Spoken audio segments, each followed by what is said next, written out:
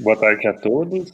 Então, vamos dar início a esse procedimento de defesa de trabalho de conclusão de curso do estudante Igor Bastos Gomes, do curso de Engenharia Florestal do campus da UFSC de Curitibanos. Hoje é dia 4 de novembro de 2020, né? Agora são exatamente 14 horas, e nessa banca de avaliação a gente tem a professora Julia Niemeyer como uma das membros avaliadoras e também a professora Karine Luiz dos Santos como o outro membro avaliador. Então, Igor, você inicia, né, fazendo a sua apresentação e depois, na sequência, a gente abre para o momento de arguição da banca, sugestões, né, questionamentos e também a sua defesa do TCC. Então, fique à vontade para a sua apresentação. Ok. Vou passar aqui para a tela.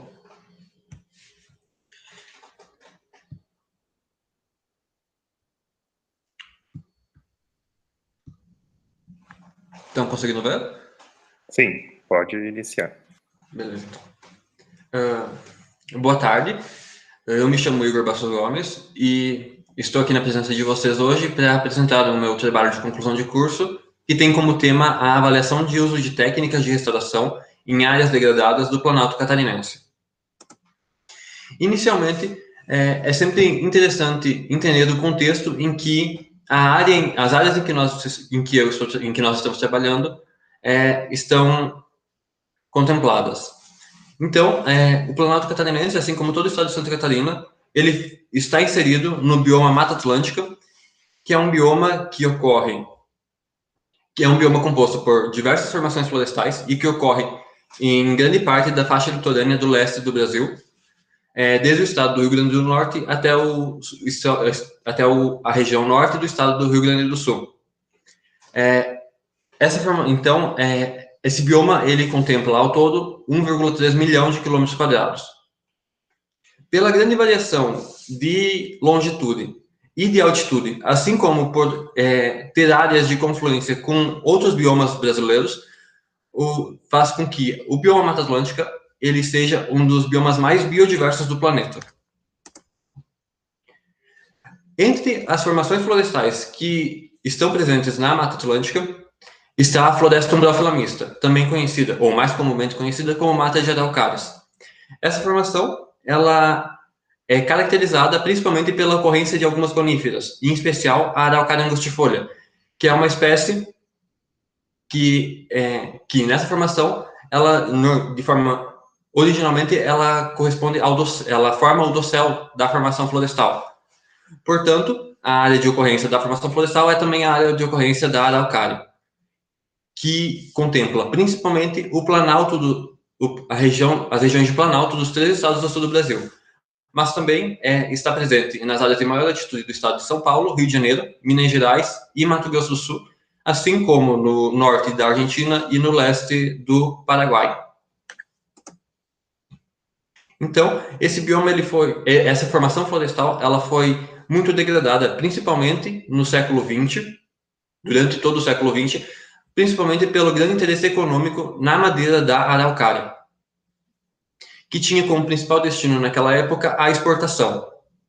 Isso fez com que, dos 20 milhões de hectares originais de mata de araucária no Brasil, restassem hoje apenas 0,7%, enquanto que no estado de Santa Catarina restam apenas 3% dos 4,3 milhões de hectares originais, sendo que boa parte desses remanescentes eles se encontram em áreas de difícil acesso ou de difícil retirada da madeira de araucária.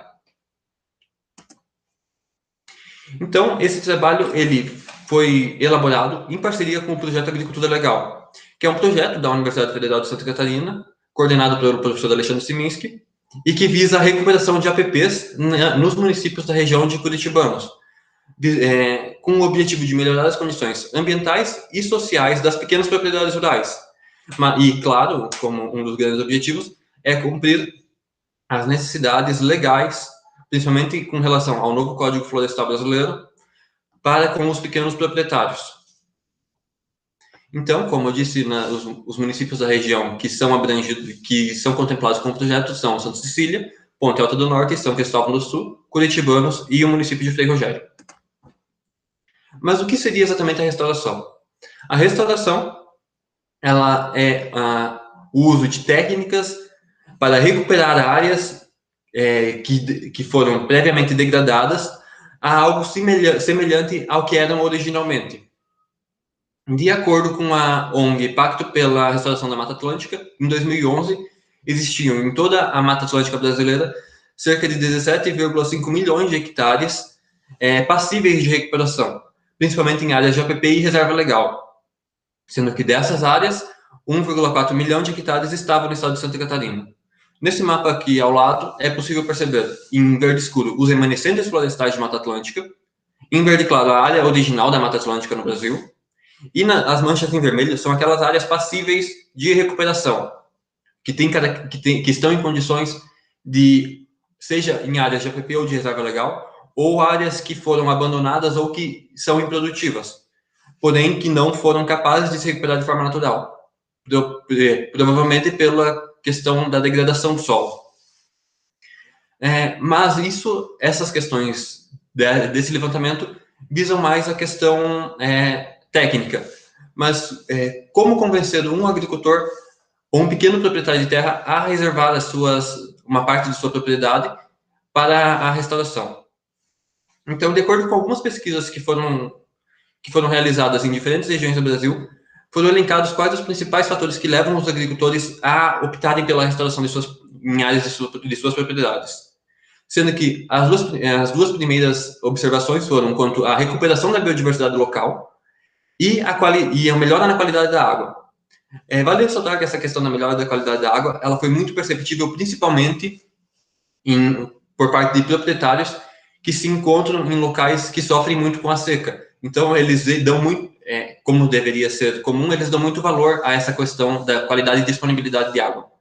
Já um outro fator extremamente observado nesses levantamentos é a questão da legislação, obviamente, principalmente em regiões em que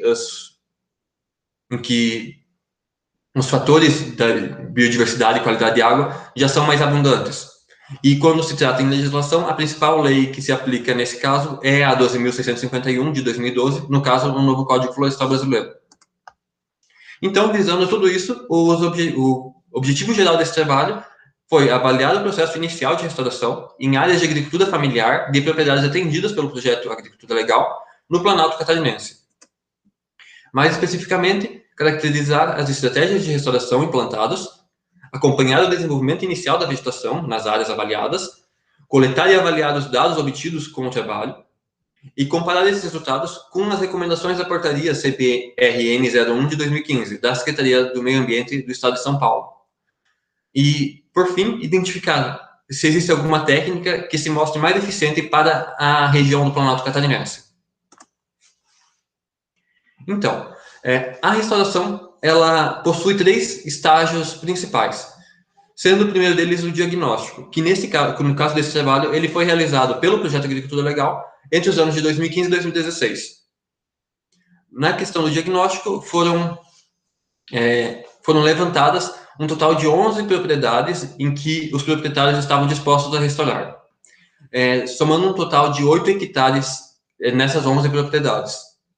Esses 11 hectares eles foram divididos em três partes semelhantes e que foram destinados a 3 diferentes técnicas de restauração: a regeneração natural, a nucleação e o plantio de mudas, que serão abordados em breve.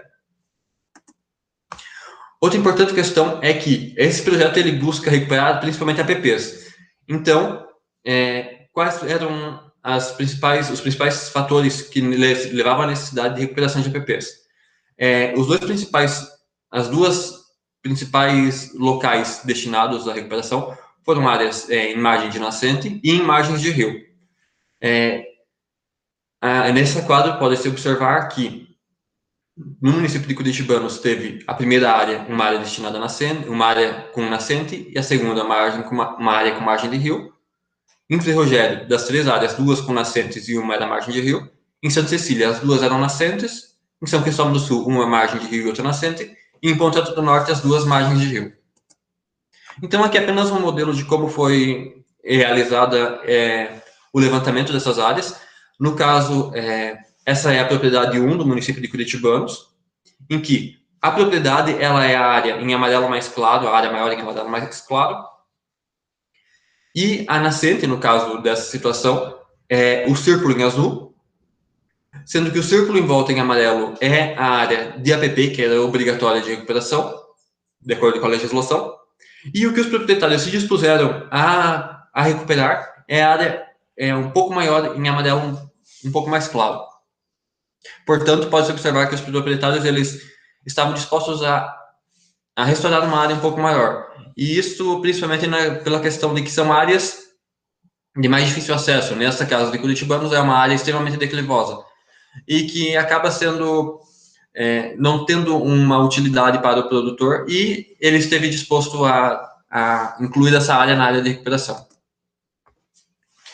O segundo estágio da restauração é a implantação das técnicas de restauração. Nesse caso, também foi realizada pelo Projeto Agricultura Legal e ocorreu no ano de 2017. A implantação ou a restauração, ela foi realizada por meio de 3 diferentes técnicas, como dito anteriormente, em cada uma das áreas. A primeira das técnicas utilizadas foi a regeneração natural. Essa técnica é normalmente empregada em áreas onde houve uma baixa degradação do solo. Portanto, em áreas que já possuem um banco de sementes ativo e que são passíveis de germinação. Além disso, também é muito importante a presença de remanescentes nativos próximos à área, pois isso vai fornecer digamos que uma chuva de sementes ou uma dispersão de sementes por parte de animais. Outra grande questão importante é a questão do cercamento. Ela é muito importante para todos os tipos de métodos de restauração. Porém, aqui na regeneração natural, ele se mostra ainda mais essencial, pois ele vai impedir a movimentação constante de animais e de máquinas, assim como também de seres humanos, o que vai facilitar a germinação e, principalmente, diminuir a degradação do solo. O segundo método utilizado nesse trabalho foi o de plantio de mudas individuais. Esse método ele normalmente é utilizado quando existe uma ausência de condições para a germinação de sementes no solo. E ele normalmente tende a ser um processo mais rápido, na teoria, pois a muda ela já está previamente desenvolvida. Porém, é uma técnica que tende a ter maiores custos iniciais, principalmente pela aquisição das próprias mudas. E também necessita de mais cuidados no início do processo. Pois, como dito antes, as mudas elas têm um custo. Então, se torna inviável você plantar as mudas e deixar o que poderia provocar uma mortalidade dessas mudas e, consequentemente, uma perda financeira relativamente grande.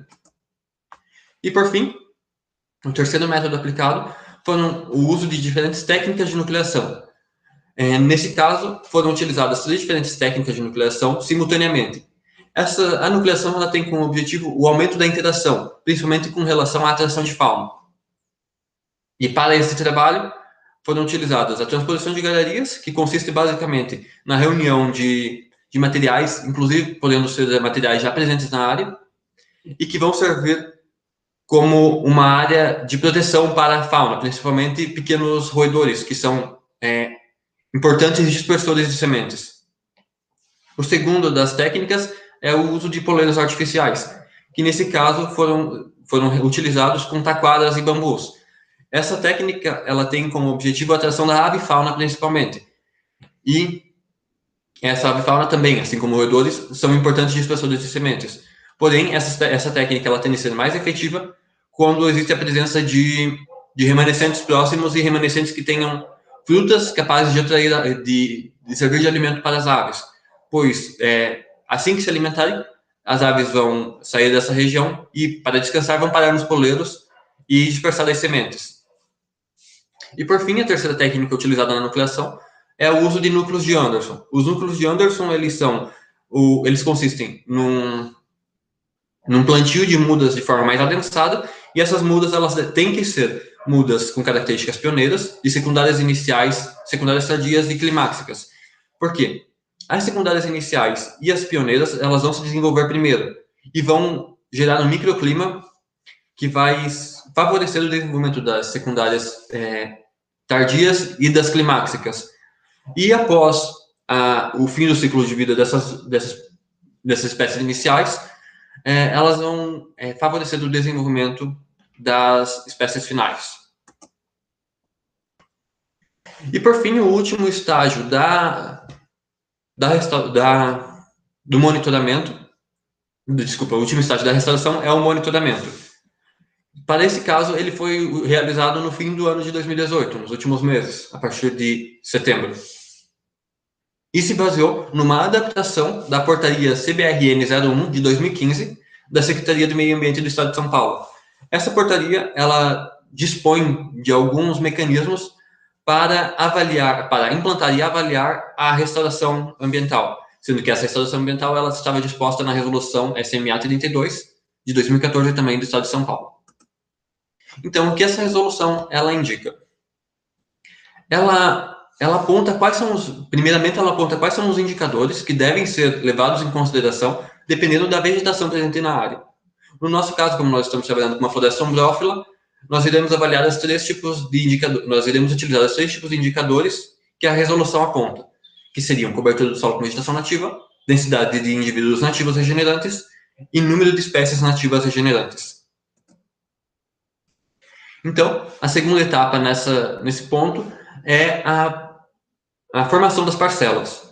O que a resolução ela indica? Ela indica que as parcelas devem ter 100 metros quadrados, com 25 metros de comprimento e 4 metros de largura. E para esse trabalho nós utilizamos uma parcela por cada método, totalizando um total de 30 parcelas. Nessa questão das 30 parcelas é que tem a questão, mesmo sendo 11 propriedades inicialmente, nós tivemos que retirar uma das propriedades, mas isso será explicado em breve. Como essas parcelas elas foram construídas, então?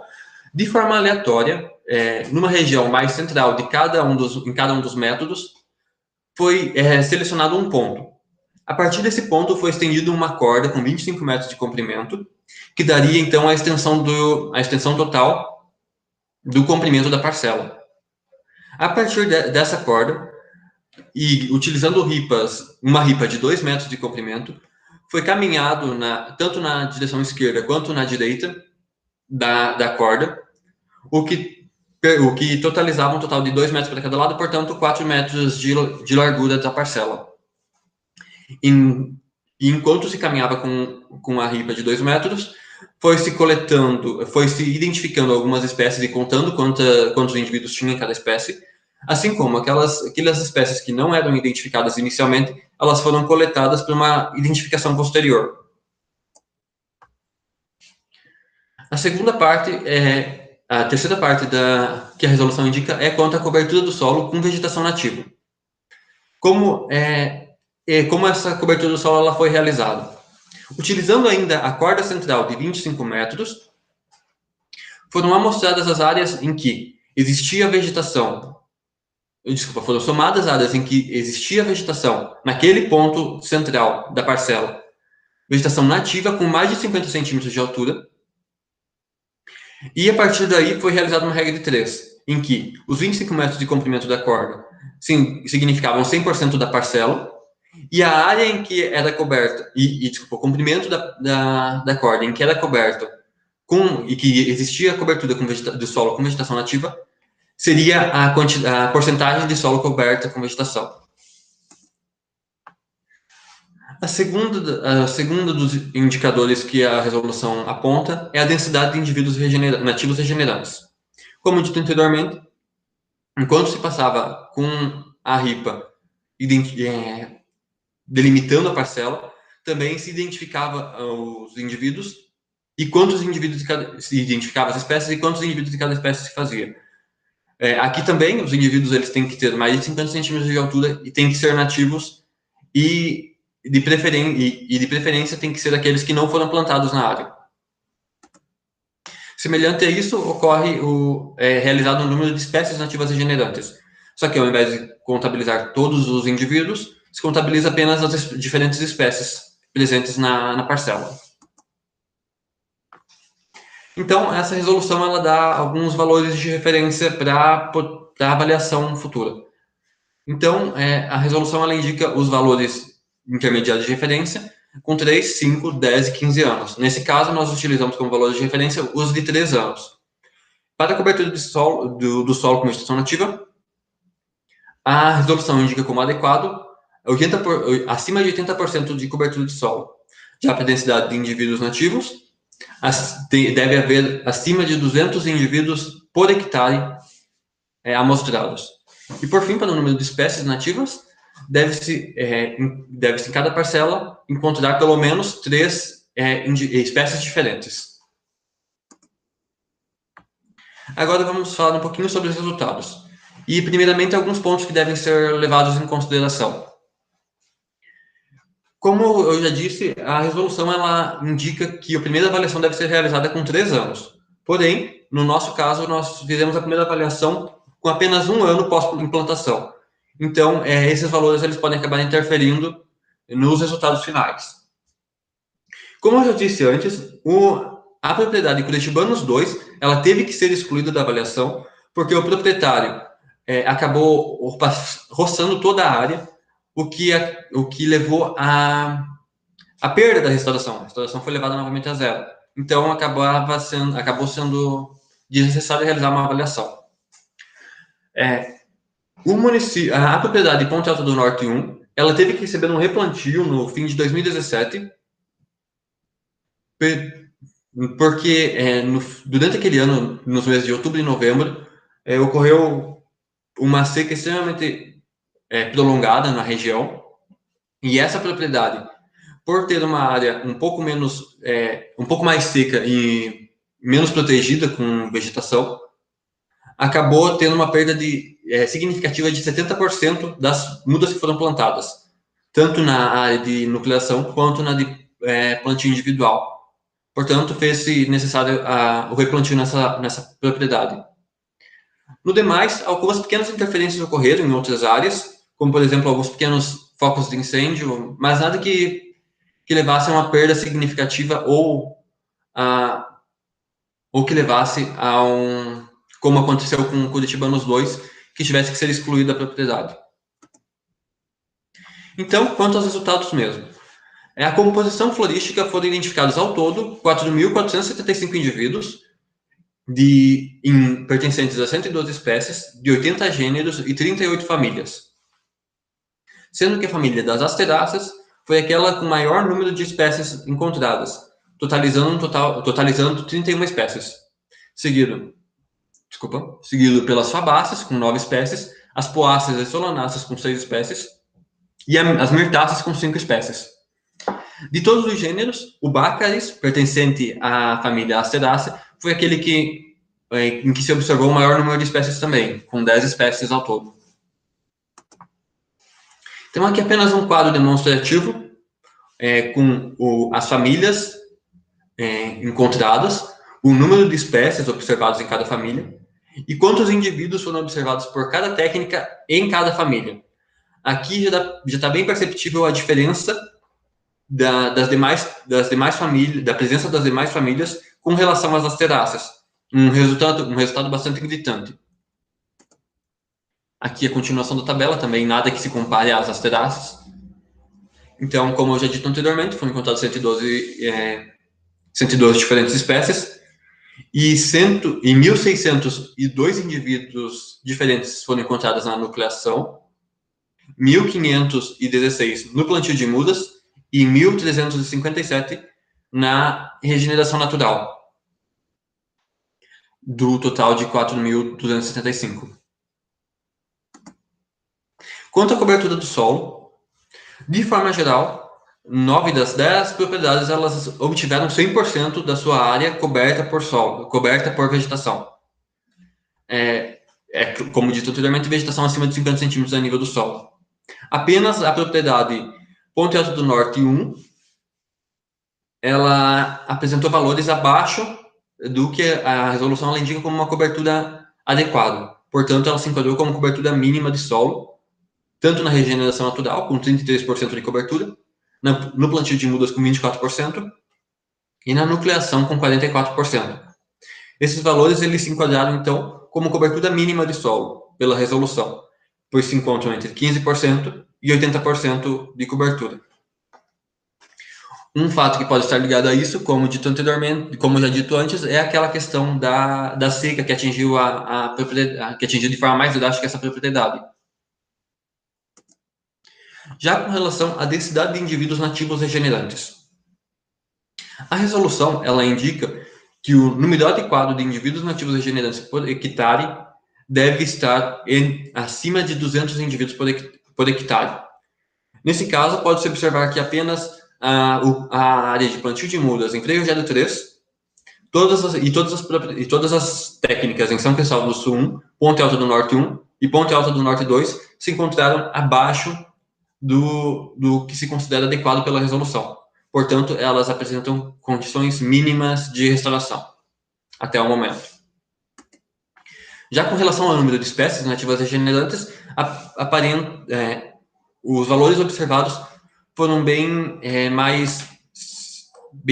foram considerados bem mais adequados com relação à resolução, onde apenas a área com regeneração natural do município da propriedade de São Cristóvão do Sul 1 se encontrou abaixo das 3 espécies diferentes, com 2 espécies, ou seja, também não é algo muito absurdo.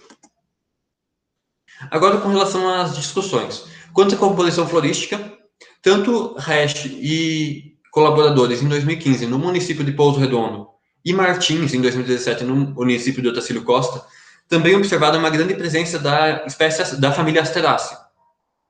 O que de certa forma é esperado, pois as espécies da família Asterácea, a grande maioria delas, tem essa característica de pioneira, principalmente nos estágios iniciais de sucessão. Então, é muito comum, principalmente aqui na nossa região, essas espécies acabarem se sobressaindo em relação às demais. Já quanto à densidade de indivíduos nativos regenerantes, Trentin e colaboradores em 2018, no município de 2 vizinhos no sudoeste do Paraná, também, assim como nesse trabalho, encontraram uma maior densidade nas áreas dispostas para a nucleação. Porém, nesse caso, o segundo maior número de indivíduos por hectare, eles observaram na área destinada à regeneração natural e, por último, a área de plantio de mudas. Porém, nesse trabalho, vale destacar que na área de plantio de mudas, eles acabaram implantando algumas espécies exóticas e de interesse comercial para o proprietário, porque são áreas de reserva legal. E no momento da avaliação, assim como nesse trabalho, eles também não poderiam contabilizar o número de as espécies exóticas. Portanto, provavelmente esse foi o maior fator que afetou na menor densidade de indivíduos do plantio de mudas.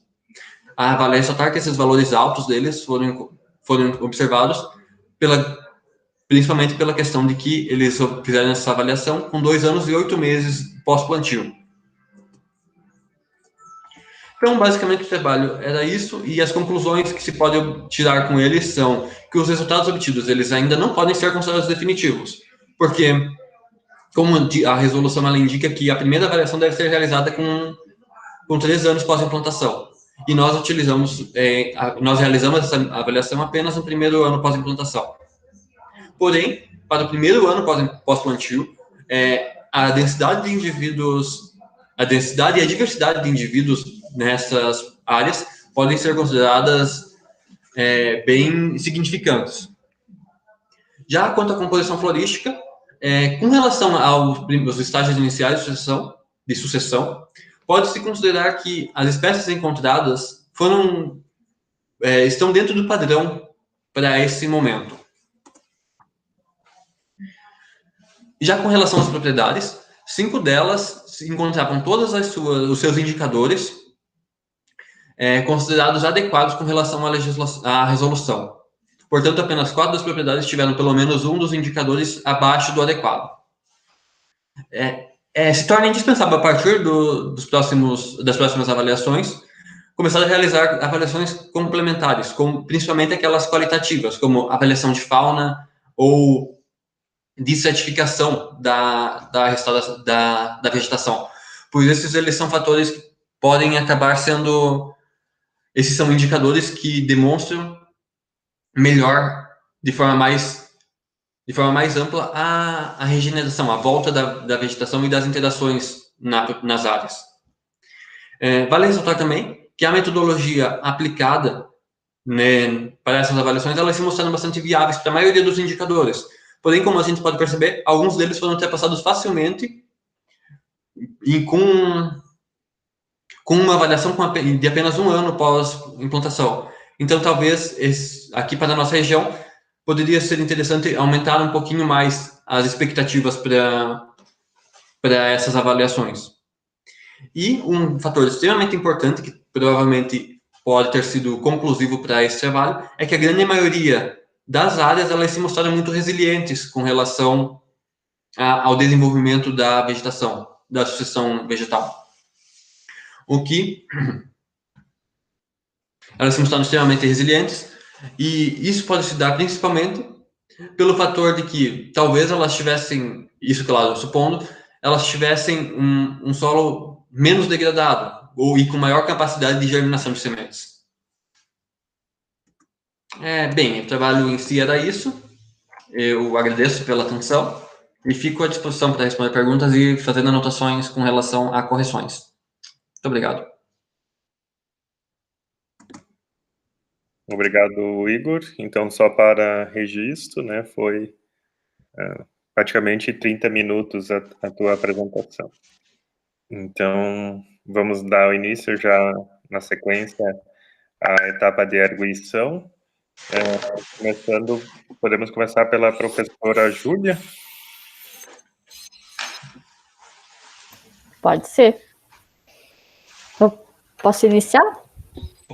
Sim, fique à vontade. Então tá. Parabéns, Igor, aí pela escolha do tema.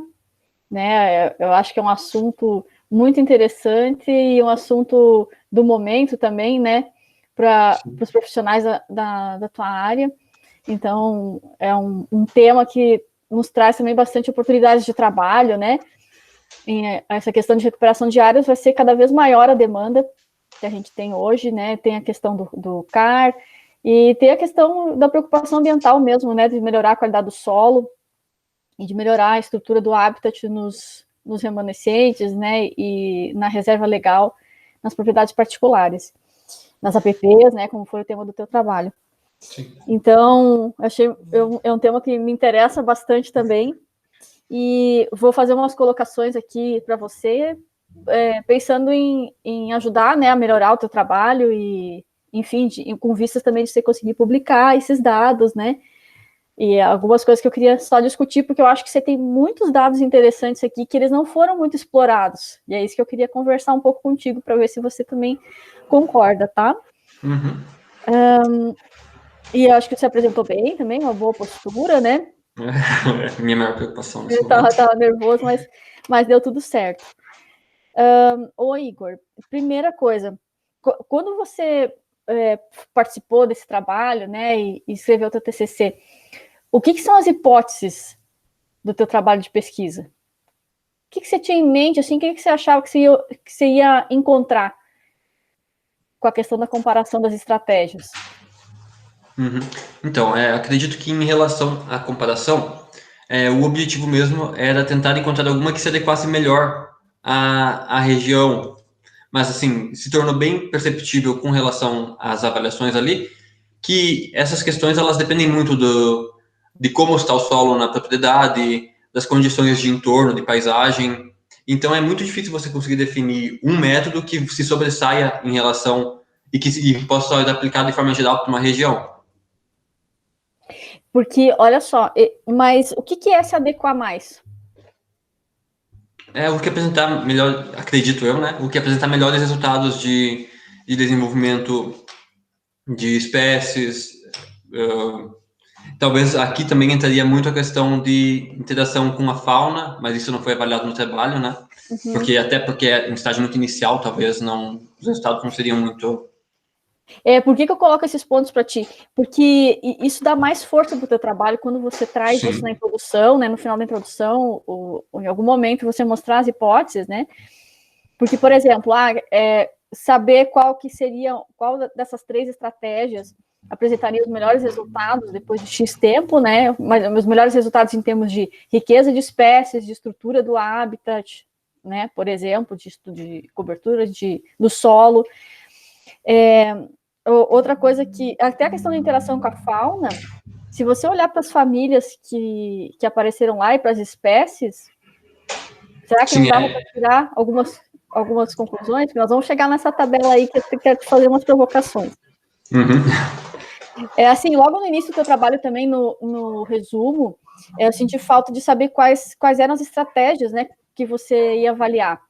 No resumo, na introdução também, isso é importante você colocar, assim, porque tem um momento lá que você apresenta várias estratégias, mas depois o trabalho segue com 3 principais, né, com as 3 lá que você avaliou, né, plantio de mudas, a nucleação e a regeneração natural.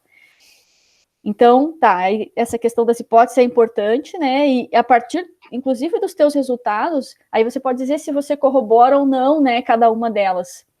E, inclusive, uma hipótese poderia ser, né, de espécies que são transportadas aí pela fauna, a questão da nucleação, né, onde tem as galharias. Se você observar lá nas suas tabelas dos resultados, ali a gente tem uma abundância muito maior de araucária regenerante do que nas outras estratégias, né? Sim. Eu fiquei pensando que provavelmente é por conta das galharias, né, desse habitat para a fauna se esconder e trazer a semente da araucária. Nós vamos chegar nessa tabela para discutir isso. Mas eu fiquei pensando assim, em vários aspectos que estão relacionados com fauna, vamos dizer, de pequenos, vamos dizer, roedores nesse caso, né? Porque, na verdade, os pássaros conseguem usar os outros também como puleiros, né? Agora, nesse caso, é um refúgio mesmo para animais que são dispersores. Então, tem determinadas espécies que podem ser favorecidas nessa situação, ao invés das outras, né? Mas a gente pode discutir também, depois com o teu orientador também, né? Para ver se isso faz sentido. Aí, eu também, em relação aos objetivos específicos, um dos teus objetivos também era comparar as estratégias entre si, né? Deixa eu olhar aqui como é que está escrito no teu Word. Eu achei que talvez isso também pudesse ser um objetivo, assim, de você usar alguma forma estatística de comparação, né, dos parâmetros que você mensurou. Só ver a página que eu fui anotando em papel. Pode falar assim, Mesquita. Uma questão, assim, que eu acho que talvez isso ficou um pouco a impressão, né? Mas, particularmente, eu acho que o principal do trabalho do Igor não é necessariamente comparar as estratégias, assim, porque elas são diferentes do ponto de vista, né, de coisa, mas é ver se elas conseguem. Todas elas têm um desenvolvimento, vamos dizer, mínimo dentro dessas condições. Ok. Porque ela é uma comparação mais básica, né? Não seja uma comparação estatística. Por ser a fase inicial, né? Não só por ser a fase inicial, porque, assim, a opção pela técnica, muitas vezes, ela é do técnico que vai lá, escolhe, faz o projeto e tal, né? E eu acho que nesse sentido, né, o que pode decidir optar por uma técnica ou outra, se todas atingem o mínimo? É a questão de custo, é a questão de manutenção e tal. Agora, se uma das técnicas não consegue atingir o mínimo que é exigido, aí ela já fica um pouco para trás. Provavelmente é uma técnica que não vai poder ser recomendada na região, né? Então, eu acho que a maior questão não é comparar as técnicas entre si, mas sim as técnicas com os parâmetros da resolução. Tá. Então, assim, tá vendo? Agora a hipótese ficou mais lapidada. Para você colocar isso na introdução, você tem um parágrafo falando, acho que é o penúltimo, deixa eu olhar aqui, que fala assim, as diferentes estratégias e técnicas podem ser usadas com o objetivo de restaurar uma área, mas todas exigem um bom diagnóstico e tal. A partir disso, o trabalho visa avaliar o desenvolvimento inicial em diferentes áreas que se conduziu à restauração por diferentes sistemas. Então, aqui, na verdade, ser mais incisivo, né? Quais foram as técnicas que foram foram avaliadas, e então com esse olhar, né, com a hipótese de que essas 3 técnicas poderiam atingir os objetivos mínimos da resolução tal lá na restauração, né. Mas é uma sugestão, depois vocês podem ver isso, assim, porque quanto mais redondo, porque o que acontece, né, esses dados são muito importantes, assim, para serem publicados e mostrados, né, porque eu acho que são materiais, assim, que vão poder ser acessados por pessoas que estão à frente desse tipo de trabalho, não só de consultoria e trabalho profissional, mas de órgãos ambientais também, né, enfim, pessoas que vão orientar, né, outras a fazer esse tipo de trabalho. Então, ali deixar isso bem claro em relação a esse objetivo, eu acho que já facilita. E se você for publicar os dados, claro, né, sempre o que alguém vai revisar o teu estudo vai ver se tuas hipóteses bate com o objetivo, com a metodologia, com o que você tem no final, né? Uhum. Mas vamos seguindo. Então tá, mas é uma sugestão, né? Depois vocês veem se faz sentido. Aí, lá na página 16, no item 2.2... Deixa eu ver onde é que tá aqui. No item 2.2 tem uma parte que você diz assim, que eu queria perguntar o que você entende por isso. Que parágrafo que você fala assim, que... Cadê? Que tem uma coisa de microfauna. Aqui, ó, no terceiro parágrafo. Ó, o primeiro passo para iniciar a restauração é o diagnóstico, onde serão avaliados o nível de degradação em que se encontra o solo e a sua microfauna. O que você entende por esse diagnóstico? Assim, o que seria esse avaliar o solo e a microfauna? Então, eu acho que esses 2 pontos, eles são um conjunto, né? Eles não são dissociáveis, eles são algo juntos. Porque a gente sabe que a microfauna, a fauna do solo, ela é capaz ela é uma das grandes responsáveis pela melhoria das condições físicas e químicas do solo. Então, eu acho que é mais nesse sentido. Porque, olha só, mas na verdade, se faz esse diagnóstico inicial, quando você vai recuperar uma área?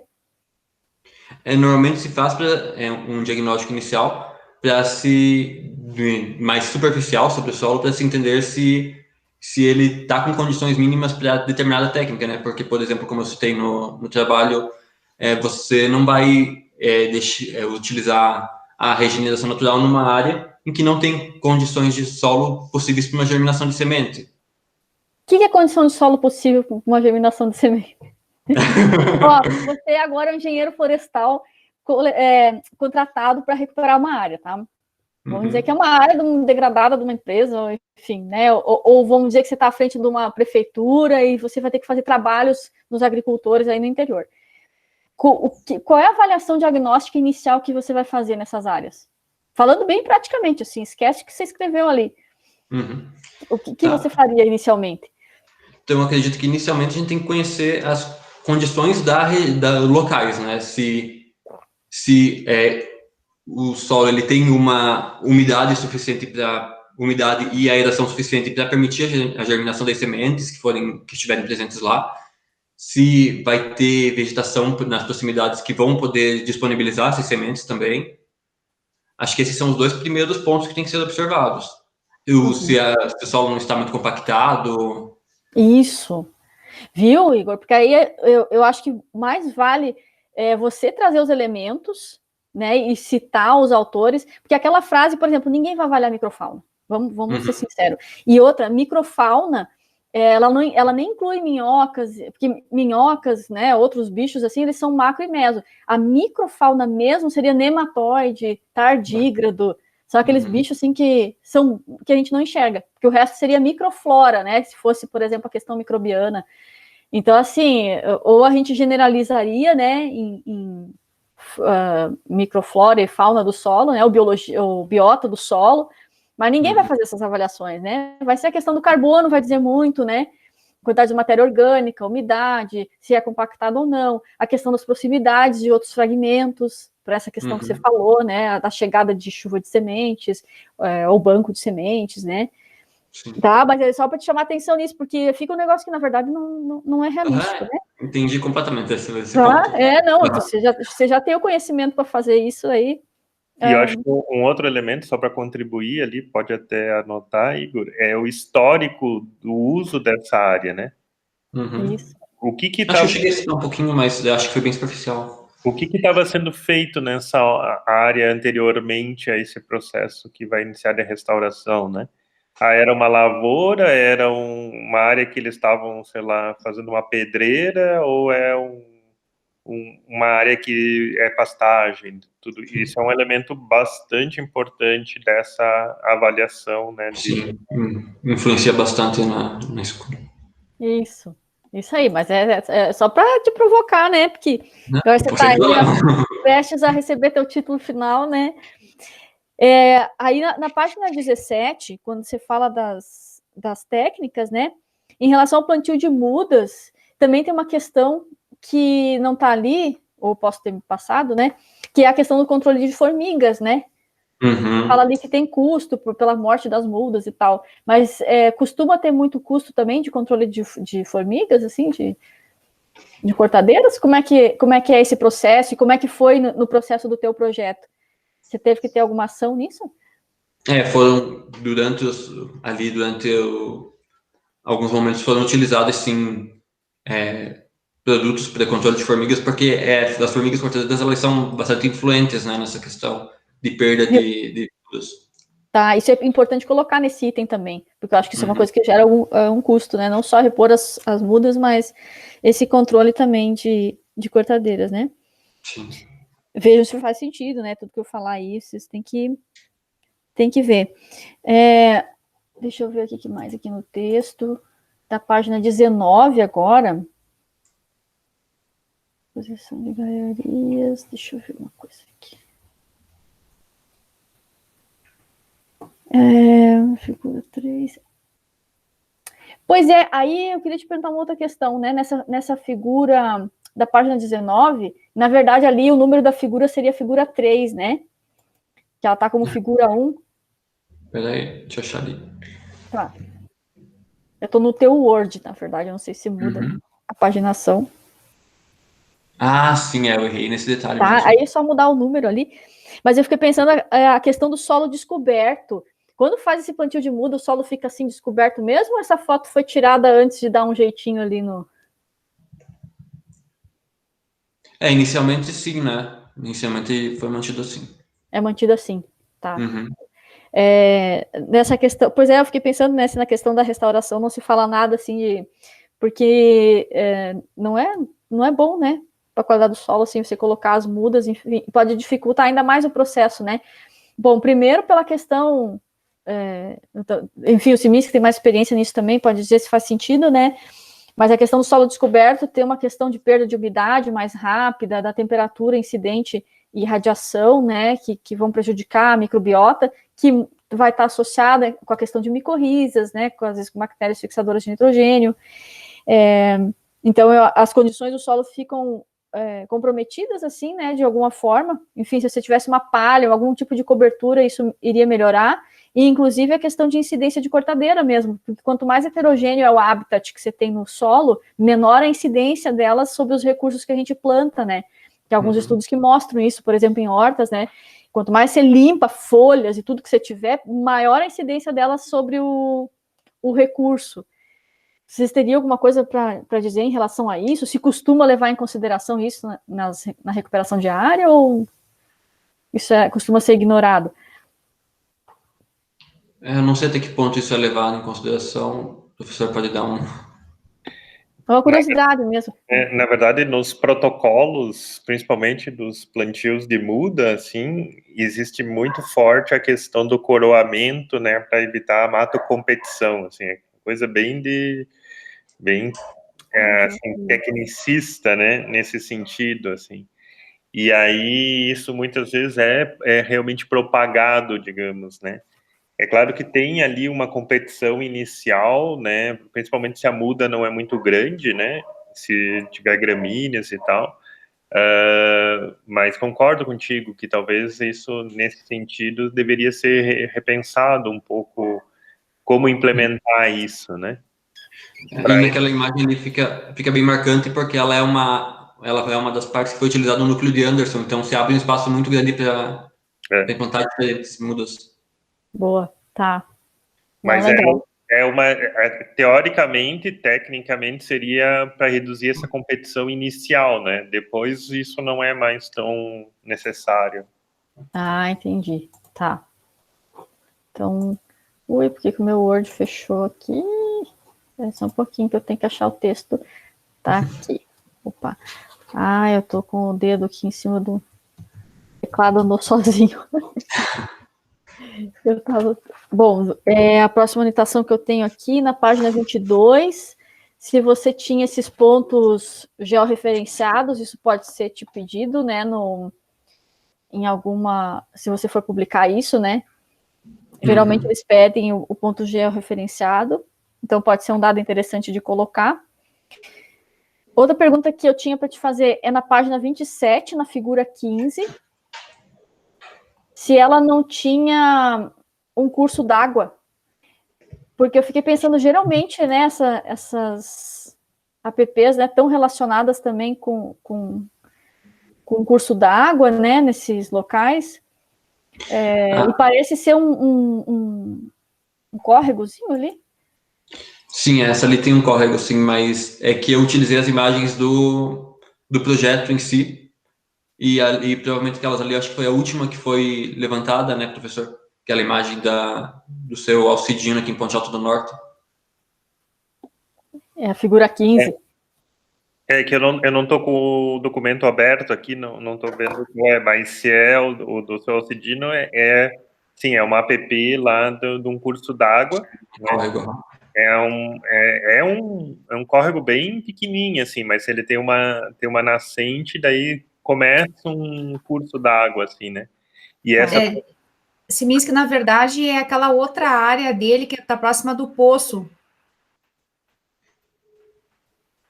Não é a área da frente, a foto que a Júlia está se referindo é a segundo registro fotográfico ali, né? Mas não é onde passou o tornado ali? Sim, ali, Tá. E aí, só para colocar, né, eu acho que vale colocar sim, desculpa. o que é o recurso a proteger ali, né? Outra coisa em relação à legenda dessas figuras, em vários momentos você tem app, com duas cores de amarelo, né? Aí depois da apresentação você explicou o que era, né, a propriamente dita, que tem que ser restaurada, enfim. É isso, né? A que está na cor mais forte, deixa eu ver aqui. Olha só, por exemplo, nas figuras ali, na figura 12, acontece isso, na figura 13. Você tem duas cores de amarelo e tem app e app. Como é que você poderia definir ali? A app em círculo ali, nessas nascentes, são a app que a legislação exige de recuperação, né? A app original. E a área em amarelo, um pouco mais claro, é a app que foi... É uma área que foi a mais, digamos assim. Que é proposta para restauração. É isso? Tá. Porque isso. Aí essa legenda tem que ficar também bem autoexplicativa ali, senão a gente não sabe o que é uma, o que é outra, tá? Em relação, assim, a essa portaria que vocês seguiram, né, do SMA, eu fiquei pensando, assim, se toda essa explicação e o embasamento legal não poderia ter vindo no referencial teórico, e aí no materiais e métodos você ser mais incisivo de como que você seguiu, né? Porque, por exemplo, no referencial teórico não fala nada sobre a questão de legislação e também sobre processos ecológicos relacionados à restauração e à sucessão ecológica, né? Como que esses processos vão se restaurando, né? Outra coisa que é bem importante, Igor, e eu fico pensando para as pessoas que vão ler, né, o teu TCC, é falar da importância da estrutura de vegetação, né? O que acontece, então, quando você consegue restaurar um ambiente, né? Desde a sucessão ecológica inicial até as fases mais secundárias e tardias. Então, a questão da importância da estrutura arbórea, né? Desde a estrutura inicial, herbácea, a contribuição com o carbono orgânico que vai entrar no circuito, né? O input de matéria orgânica, a restauração das condições abióticas, de umidade, de menor incidência luminosa, que vai favorecer a germinação e crescimento das espécies que vêm na sequência, né, a atração da fauna e por aí vai. Eu acho que falta colocar alguma coisa nisso, assim, porque, né, a gente sabe, e no passado, a questão de restauração foi muito a questão, plantio de mudas.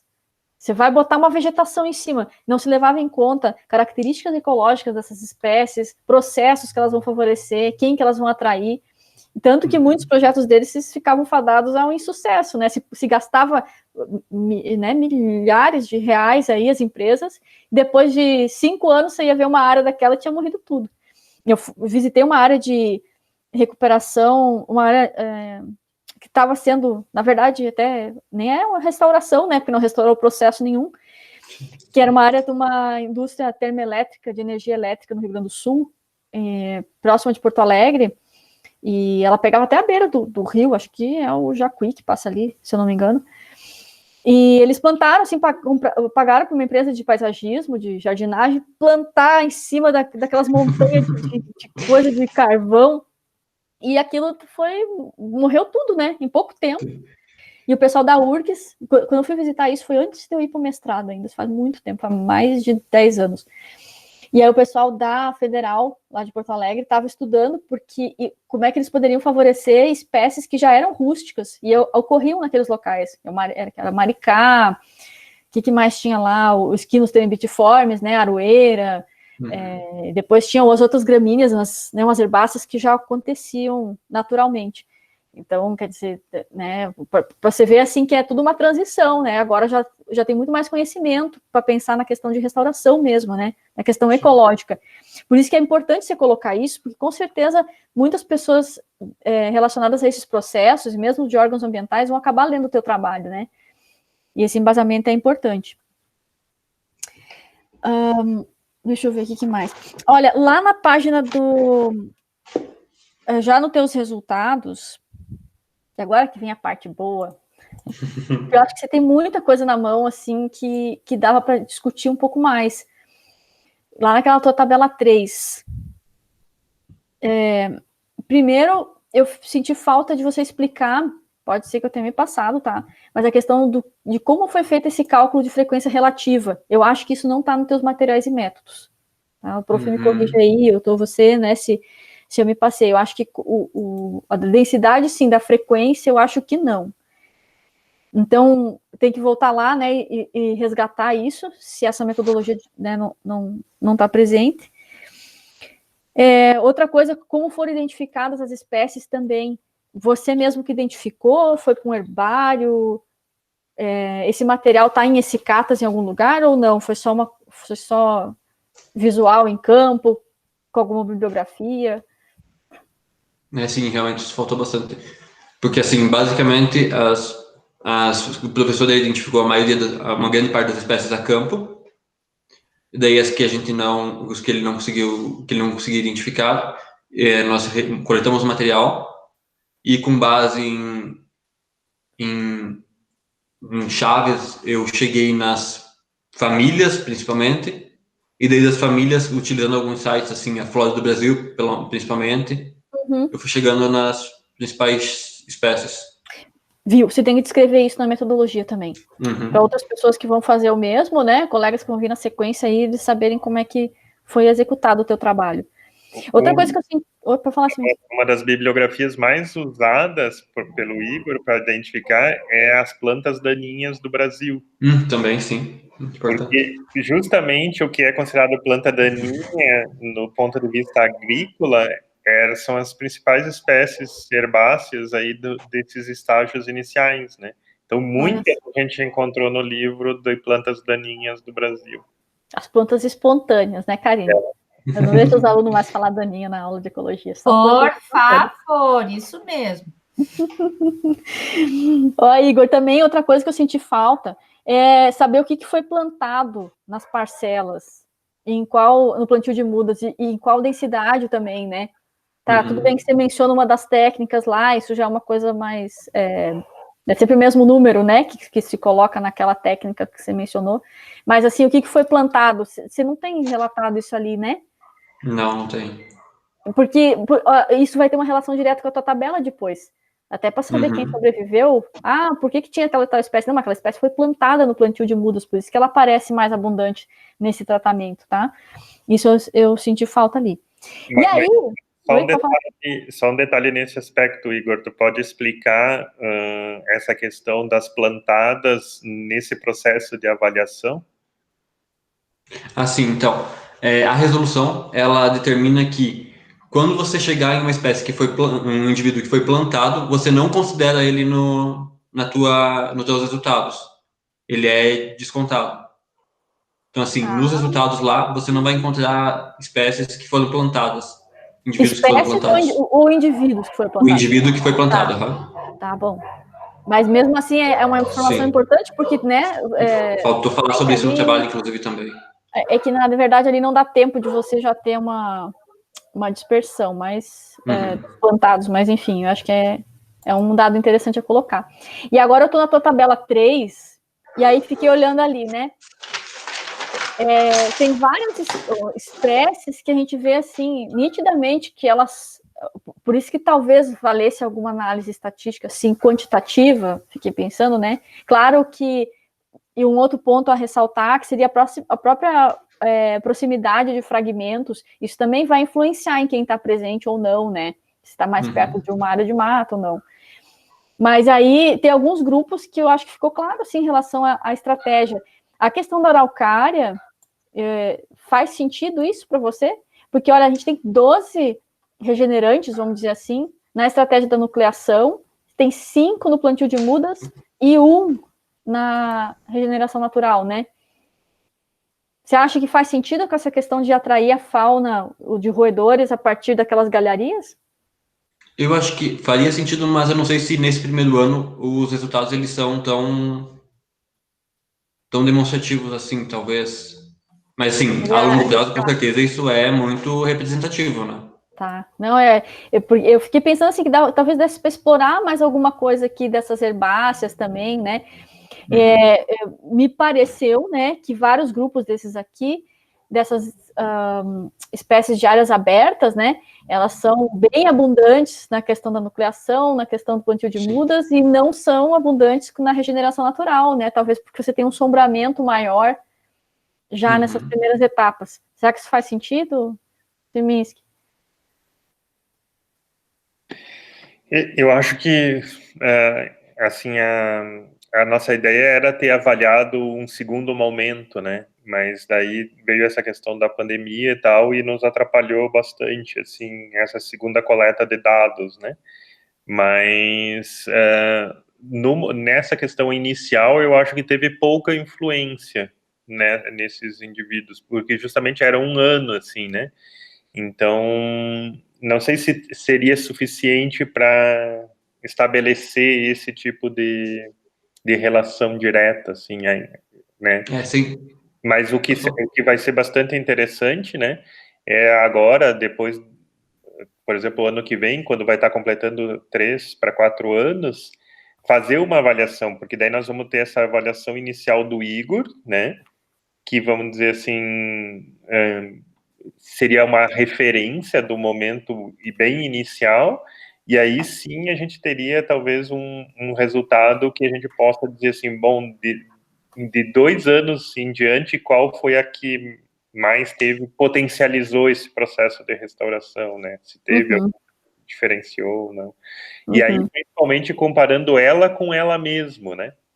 Então, ela no momento inicial e ela no momento futuro, como que isso se desenvolveu, né? E até depois de uma análise multivariada, eu fiquei pensando que aí você tem as áreas em separado, porque você tem as réplicas verdadeiras de cada tratamento, e você vai ver se isso vai se agrupar. Então tá, a Forbiácea realmente é sempre mais abundante com essa estratégia aqui, em todos os locais, né? Eu acho que isso pode ser muito interessante de se fazer, e quem sabe seguir com alguns outros parâmetros de qualidade do solo também, né? Pensando na questão de restauração ecológica, né, como um todo. Claro que agora é uma fase bem inicial para você fazer isso, eu acho que não fazia sentido. E aí eu queria só, para terminar, te perguntar o seguinte, que parâmetros você julgaria que são importantes para se monitorar um processo de restauração, como esses que estão sendo feitos aí? Se fosse dizer, então tá, eu estou escrevendo um projeto aqui para uma empresa, nós vamos usar essas estratégias aqui, nós vamos monitorar ao longo do tempo o sucesso das técnicas. O que você iria inserir? Assim, sem dúvida, o cobertura do solo é indispensável, né? Eu também incluiria, que inclusive o professor comentou muito, eu não sei se eu cheguei a citar no trabalho, mas acho que sim, a questão de tentar avaliar a estratificação de copa dentro da vegetação, mas claro, isso no estágio inicial fica meio... não tem como, Não tem muita lógica, assim, mas em estágios futuros isso realmente é indispensável, porque isso vai modificar o microclima local, né, vai permitir uma melhor interação com fauna, com as vegetações que vão nascer esqueci a palavra agora, mas enfim. Subbosque, isso, exato. Eu acho que talvez continuar acompanhando as espécies que estão se desenvolvendo, porque isso vai indicar em um nível de sucessão em que está a restauração, né? Isso. Acho que talvez esses sejam, sim, os principais pontos que devem ser sempre avaliados ao longo da restauração. Não, e aí eu falo isso porque, assim, no teu final lá, você pode ir para esse caminho também de fazer recomendações na tua conclusão final, inclusive recomendações para próximos estudos. E aí eu acho que a questão de grupos funcionais dessas plantas que então aparecem, colonizam, se desenvolvem, poderia ser bem interessante, sabe? Grupos funcionais, interação com a fauna e, inclusive, interação com o próprio solo, né? Sim. Que a gente sabe, ou seja, de indicação, ou seja mesmo de mudança ali, né? Se são espécies que têm algum processo de fixação biológica de nitrogênio com bactérias associadas, né? Ou mesmo espécies que são descompactadoras, ou alguma coisa dessas espécies que vão aparecer aí, né? Alguém poderia avançar nisso nas etapas posteriores do trabalho, né? Como uma sugestão. Mas eu acho que é isso, né? Sempre também é um tempo limitado para a gente fazer o TCC e esses trabalhos ecológicos, eles demoram muito tempo, né? Para a gente ter os resultados. Então, tem que ser estudos aí de médio e longo prazo, realmente.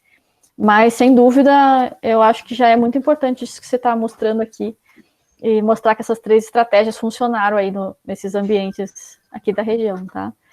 Então, da minha parte é isso. Eu quero te agradecer pelo convite para participar aí da tua banca, a ti, o professor Finiski também. Foi um prazer poder conhecer o teu trabalho. E de minha parte, então, é isso. Imagina, eu que agradeço, porque o que tu trabalha também é algo que me interessa muito e que tem muita relevância para a restauração, então eu que agradeço. Obrigado também, Júlia, pelas suas considerações. Eu não sei se tu chegou a fazer isso por escrito ali no Word ou em algum documento, né? Mas... Eu fiz escrito em papel. Porque sabe o que é? Domingo eu fui trabalhar no TCC do Igor e o e-mail da UFSC estava fora do ar. Sim. Aí eu tinha uma versão que eu tinha baixado no celular e eu comecei a fazer lá e comecei a anotar. Mas eu vou ou passar isso aqui para o Word, tá? Ou tirar uma cópia para ti, eu mando no e-mail para vocês. Eu tenho anotado a página, tem outros detalhezinhos assim de parágrafos e tal. Aí eu já mando para você, tá? Tá, tranquilo. Porque daí a gente, né, para tentar incorporar essas sugestões, né, a gente tem mais ou menos um mês para fazer as alterações ali, né, incorporar as questões, e daí isso seria importante para produzir esse material. Não, eu já mando agora. Eu tiro aqui uma fotinha, então. E outra coisa que eu queria ressaltar, foi bem importante, Igor, você ter colocado essas questões de fatores ambientais ao longo dos anos também.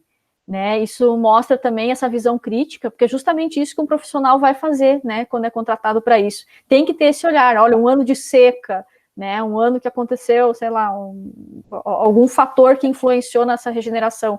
Muitas vezes você faz um processo, faz uma intervenção e não tem sucesso, né, você conseguir explicar o porquê que aquilo foi diferente do esperado. Tá? Achei muito legal, achei muito maduro de você ter discutido isso, e a gente vê como é difícil também trabalhar em propriedades particulares, né, Chegou lá, o cara roçou, chegou lá, estragou a cerca, e, enfim, é o contato da gente com a realidade, né? Diferente de estar na universidade, tudo sob controle. Mas é isso, tá? Já vou tirar uma imagenzinha e já mando pro e-mail de vocês. Tá ótimo. Obrigado, Júlio. Esse da postagem foi uma surpresa, né, professor? A gente chegou lá para fazer a avaliação e não tinha nada. E às vezes, né, o pessoal acha, não, estou fazendo uma boa coisa, rocei tudo, só muda que vocês plantaram, né? Só que daí ele acabou acabando justamente com toda a regeneração, tudo que a gente podia avaliar naquele momento foi pra, né? Mas faz parte desse processo, né? Então, agradecemos mais uma vez a professora Júlia e passamos, então, para as considerações da professora Karine. Beleza, então. Inicialmente, eu agradeço a oportunidade, então, Igor e o professor Siminski. Eu tive a satisfação aí de acompanhar o Igor também em algumas áreas, principalmente nas visitas iniciais de identificação dos agricultores que participaram desse projeto, né, do Agricultura Legal, eu estive presente, então é bem interessante ver como que se dá o desdobramento dessas ações que a gente inicia, né, e ao mesmo tempo isso também aumenta a responsabilidade, né, Igor? Então, eu queria só iniciar com algumas impressões gerais que eu tive, sabe? Então, eu acompanho a professora Júlia um pouco principalmente quando a gente olha a tua tabela dos resultados, né? O quanto, sabe, dá uma coceirinha, dá uma vontade de ter uma discussão mais aprofundada, de tentar ver quais são as tendências, né? Nem que, como pontuado pelo professor Siminski, que não tenha sido objetivo comparar as técnicas, mas talvez ter essa análise mais quantitativa para que a gente pudesse ter uma discussão um pouco mais aprofundada em comparação com a proposta ou com as proposições do Estado de São Paulo. Talvez pegar alguns dados, alguns trabalhos desenvolvidos lá que aplicam a resolução e contrapor com os teus, sabe? Isso acho que aumentaria a robustez, né? E aí a gente... o fato de conhecer as áreas me criou mais expectativa de ter visto esses dados mais aprofundados. Ou talvez até pensando geograficamente, ou pensando um pouco, olha, caracterizando as propriedades com relação à presença ou não de vegetação mais madura nas proximidades que pudessem contribuir com esses processos, né? Talvez, o que eu estou querendo dizer, talvez uma leitura de paisagem, sabe, Igor? Né? E eu sei que você tem a condição de estar também desenvolvendo essa leitura. Então, eu fiquei um pouco assim, com aquele gostinho de quero mais, sabe? Sim. Quando eu chego no teu resultado. E aí, em função de conhecer todo o potencial da área, né, que eu criei uma expectativa, tá, mas vamos agora observar como é que o Igor vai estar explorando isso na apresentação. E aí eu acho que é muito relevante o peso que a apresentação tem, né, então o papel do material escrito é uma coisa, mas assim, foi muito importante te ver explanar sobre o assunto, ver a tua postura aí frente às perguntas e às provocações da professora Júlia, que aí eu também tenho uma sensação um pouco diferente, né, dessa tua, e fico até mais tranquila em perceber essa tua capacidade de estar articulando, de estar inserido no tema, né, você demonstrou muito mais essa articulação e fluidez no raciocínio, né, na colocação da temática, na tua apresentação, do que no teu texto. Uhum. Então, eu acho que essa oportunidade de ter esse espaço da defesa, de você colocar e expor teu ponto de vista, é muito importante. E aí, eu ia fazer essa pergunta no fim, mas agora acho que vou fazer agora. Eu me lembro quando você começou a se coçar, Igor, para fazer esses trabalhos, que você me procurou para conversar sobre, eu me interesso com essa parte de conservação, de restauração, e eu falei do trabalho da agricultura legal, né? Aí você se envolveu, trabalhou com o professor Siminski, enfim. E como que, depois, né, dessa trajetória até então, como que você vê? Como que você se vê como profissional? Você se vê trabalhando ainda no futuro com essa temática? Ou você acabou percebendo que existem muitos percalços ou muitas dificuldades e que existem outras áreas de atuação que te chamam a atenção? Como que você está vendo isso tudo, Igor? Então, tá, vamos lá. É uma pergunta bastante complexa, né? Mas, assim, eu ainda tenho um interesse enorme por essa área, sabe? É uma coisa que eu sou apaixonado mesmo, questão de conservação. Eu percebo que eu era, naquela época que tu falou lá no início, eu era uma pessoa meio ingênua, não tinha muita noção das coisas. Eu ainda tenho muita dificuldade para me comunicar, então isso é uma coisa que eu tenho que melhorar muito para fazer. Eu tenho uma dificuldade muito grande em me comunicar com as pessoas. Mas, nossa, é uma coisa que, assim, se eu tivesse que escolher agora alguma coisa para eu seguir, sem dúvida seria na área de conservação. Porque de tudo que eu vi na universidade, eu gosto de muitas coisas da engenharia florestal, assim, realmente me apaixonei pelo curso ao longo desses anos. Mas a área de conservação é uma coisa que me pegou desde o início, lá, desde a área de ecologia, no primeiro semestre.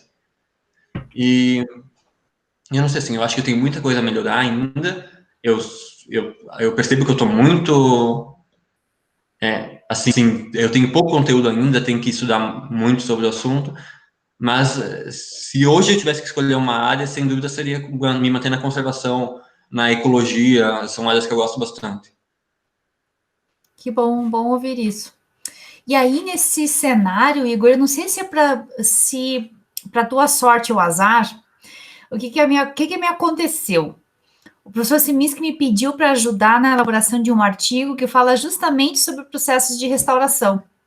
Uhum. E aí, então, eu fui, essa parte introdutória do artigo, das revisões, eu ajudei a construir. Então, eu fui exposta a muitos autores na área de restauração. Uhum. E aí você consegue imaginar que falta que eu senti de ver essas pessoas, esses autores aqui no teu trabalho? Sim, eu imagino.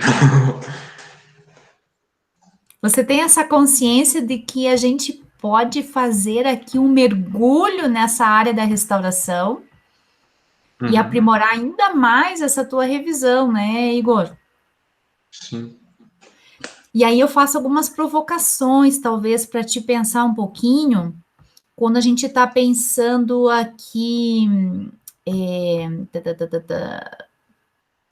Eu vou ter que dar uma cutucadinha, né? Fica à vontade. Aqui você está usando o termo restauração, e aí, por exemplo, quando a gente está olhando na mesma sessão, no finalzinho ali, no último parágrafo da introdução ainda, você já está usando... Acho que existe diferença entre os dois termos, Igor? Por que você está usando esses dois termos na tua proposta? Então, existe uma diferença, né? Porque a restauração é você tentar levar para o original. A recuperação trata de você tentar trazer as interações e as questões ecológicas para a área, mas não necessariamente você levar ela para as condições originais dela. E isso é a diferença. E, assim, lendo o trabalho, depois, assim, lendo muitas vezes, eu li ele várias vezes, eu percebi que tem, assim, essa confusão com os termos. Eu usei bastante termo recuperação, daí eu usei restauração, né, que é o objetivo do trabalho, daí eu misturei recuperação ali embaixo. Isso ficou confuso. E o termo correto, que mais adequado para o teu trabalho, qual seria? Então, a princípio seria a restauração, mas eu acho que o que a gente está levando em consideração mais é a recuperação, né? Tá. Mas beleza, só para te provocar, para você pensar sobre isso e também, né, para ver qual era a tua percepção acerca, né? Uhum. Joia. Ainda nessa questão aí dos termos, acho que uma outra coisa que seria muito bacana, talvez, de falar na introdução, e eu imaginei que talvez no penúltimo parágrafo isso poderia entrar, quando você fala assim, diferentes estratégias e técnicas podem ser utilizadas com o objetivo de restaurar uma área, né?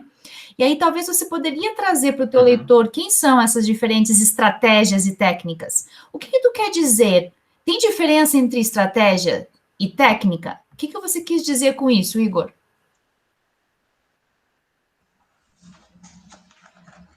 Eu acho que, no fim, estratégias e técnicas, pelo que eu estou usando aí, é a mesma coisa, né? Ele fica repetindo só palavras que querem dizer a mesma coisa, nesse caso. Porque, assim, estratégias... Sabe o que me veio na cabeça quando você falou isso? Eu imaginei, será que ele está falando de restauração ativa e passiva e os seus desdobramentos e as suas técnicas associadas? Sabe? Eu fiquei um pouco na dúvida se talvez, ao invés de trazer esses termos assim tão generalistas, não seria mais interessante talvez ir para esse caminho, falar que a restauração ela pode englobar estratégias ativas e passivas, e aí abre um cenário para você caracterizar melhor, inclusive, as técnicas que você utilizou dentro do teu trabalho. É importante, só deixa eu auxiliar nisso, para deixar bem claro, Igor, e até para depois tu conseguir incorporar isso no teu TCC, sempre que pensa que estratégia sempre é mais abrangente. Então, dentro de uma estratégia, vão estar um conjunto de técnicas, né? Então, como a professora Karine comentou, uma estratégia de restauração passiva ou ativa, né? Então, por exemplo, se você tem a nucleação é uma estratégia, né? Que seria uma restauração assistida, né? E dentro da nucleação tem um conjunto de técnicas, como os puleiros, como são a transposição de galharias, né? Porque não necessariamente tu vai usar todas elas, tu pode optar por algumas, né? Então, é isso que eu acho que é bem importante, esses dois pontos que a professora Karine comenta, né?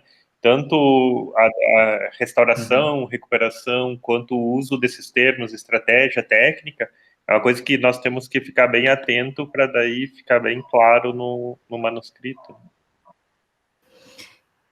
Inclusive, Igor, porque abre uma outra frente de discussão. Você tem mais um elemento quando você situa o teu leitor dizendo que tem duas grandes estratégias, a ativa e a passiva, né? E aí elas se subdividem em técnicas, isso te possibilita discutir depois lá os teus resultados, tentando meio que, olha, ativa ou passiva, em que condições uma vai ser mais adequada que a outra, você sabe que tem vários autores, né, alguns um pouco conflitantes nessas ideias, e é um universo muito bacana, né, de discussão sobre a estratégia, se ela deve ser ativa ou passiva.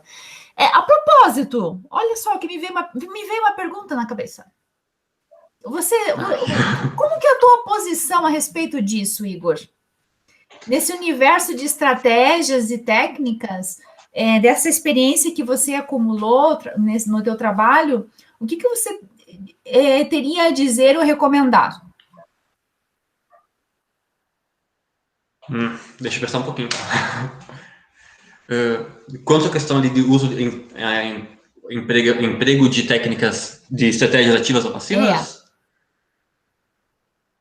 Para o contexto, já imagina, igreja, vamos facilitar. Para o contexto dos agricultores que você vivenciou, para esse contexto local, né? Para essas condições de paisagem que você observou.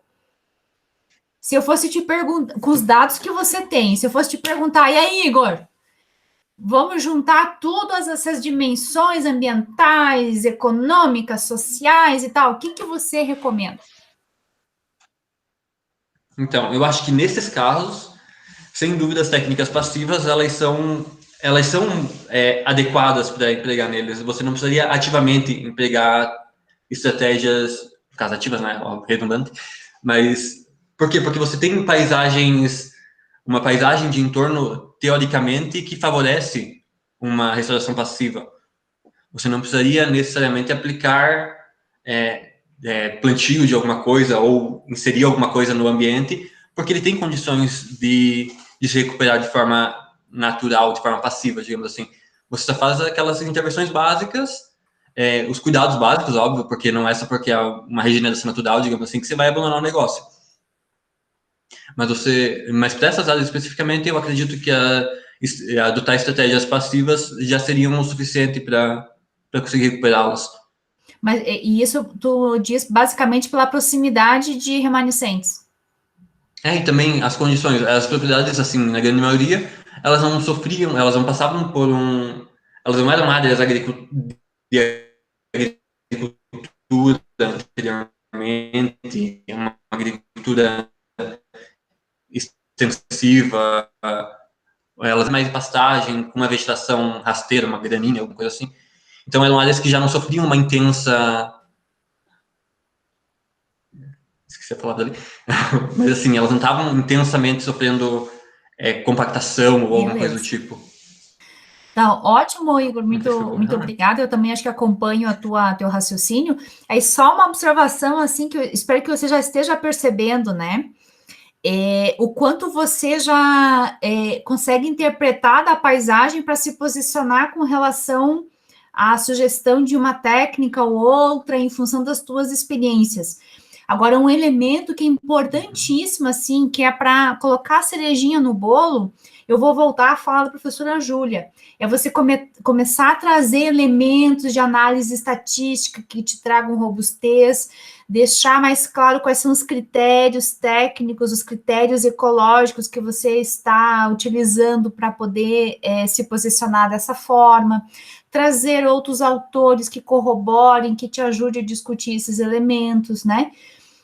Então, assim, o que quando eu olho o Igor, né, eu estou vendo, digamos assim, uma estrutura já constituída que precisa ter esses acabamentos. Não sei se você está me acompanhando, tá, Igor? Sim. E isso ficou bem presente principalmente no teu texto. A tua apresentação está sendo, para mim, muito elucidativa para mostrar a tua capacidade de discutir esse tema. E agora, para o teu azar, Igor, eu ouvi você falar com o Siminski que você tinha 30 dias para fazer as correções. Igor do céu. Sim, até dia 4 de dezembro. Então, aí, olha que oportunidade bacana para você aprofundar essas discussões. E aí, a gente pode usar, tudo pode ser usado, né, contra você no tribunal. Olha só, Igor, você acabou de dizer que essas áreas que você trabalhou, elas não eram assim tão intensamente usadas para agricultura, elas não tinham solo muito degradado e tal. Foi a tua análise, né? Então vem cá, Sim. Título. E você... Acho que cortou. Eu não escutei. Aqui no título, né? Você fez... Só vou voltar, então. Você fez esses comentários de que essas áreas não eram assim tão intensivamente manejadas, que elas teriam uma certa resiliência, ok? Beleza. Então, vem comigo aqui no título, olha para o teu título e vamos ver lá. Avaliação do uso de técnicas de restauração em áreas degradadas do Planalto Catarinense. E aí, Igor, será que você mudaria hoje esse título? Eu acho que, sem dúvida, o termo degradado não seria... Ele dá uma conotação muito forte, né? Muito negativa. Acredito que talvez...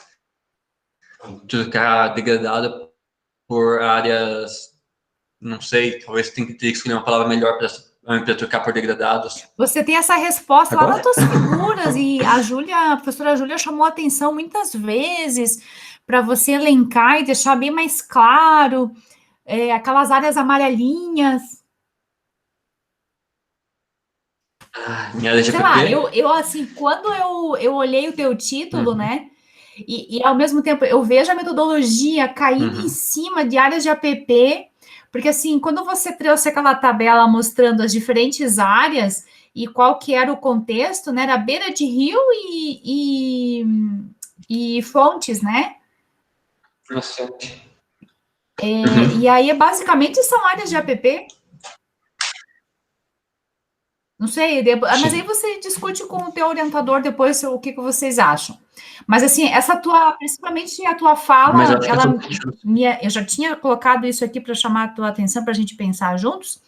Mas acho que com essa tua fala que você respondeu para mim ali anteriormente, acho que você já também tem uma ideia que talvez essas áreas degradadas aqui, talvez ela esteja um pouquinho forçando a barra, né? Uhum. Beleza. Tá, deixa eu ver se a introdução era isso.